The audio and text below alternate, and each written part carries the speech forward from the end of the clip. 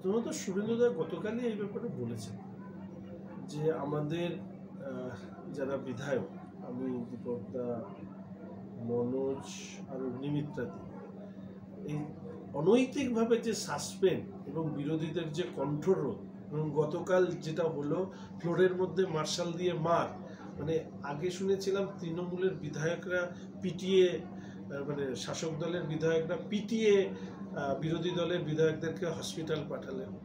ওনাদের এখন যাই না শারীরিক কারণে না কি বলতে পারবো না। এবার স্পিকার সাহেবের অনুগত বাহিনী তারা হচ্ছে এইবার বিরোধী বিধায়কদেরকে পেটানোর দায়িত্ব নিয়েছে।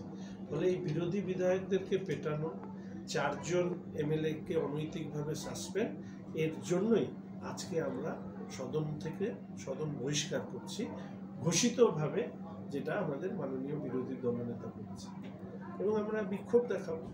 এর সাথে সংযোজন করব, সত্যি এত খবর চারিদিকে, আপনারাই বা খবর কত করবেন। সেটা হচ্ছে যে বিষয় নিয়ে এই যে বিধানসভায় এত কিছু হলো, আজকে আমরা দেখলাম যে 10টার সময় একটা বিএ কমিটির মিটিং হয়েছে, যার খবর আমি পাইনি। পরবর্তীকালে একটি নতুন বিল ইন্ট্রোডিউস করা হয়েছে আলোচনার জন্য, আমি শুনলাম। তাহলে আপনি ভাবুন, এর আগের দিন আমি বলেছিলাম 10-12 ঘন্টার মধ্যে আলোচনা করতে দিচ্ছেন, আমরা পড়বো কি করে? আর আজকে সকাল 10টায় মিটিং ডেকে 12টার সময় কি কটার সময় আমি যাই না, মানে 2-3 ঘন্টার মধ্যে বিধায়কদেরকে আলোচনা করতে বলা হচ্ছে।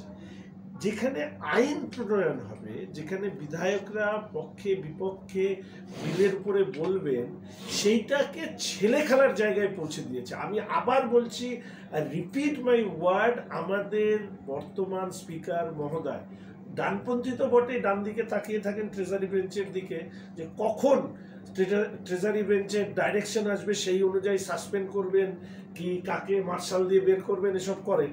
কিন্তু উনি যা করছেন, বিধানসভাকে এই প্রশ্নে ছেলে খেলার পর্যায়ে নামিয়ে নিয়ে এসছে।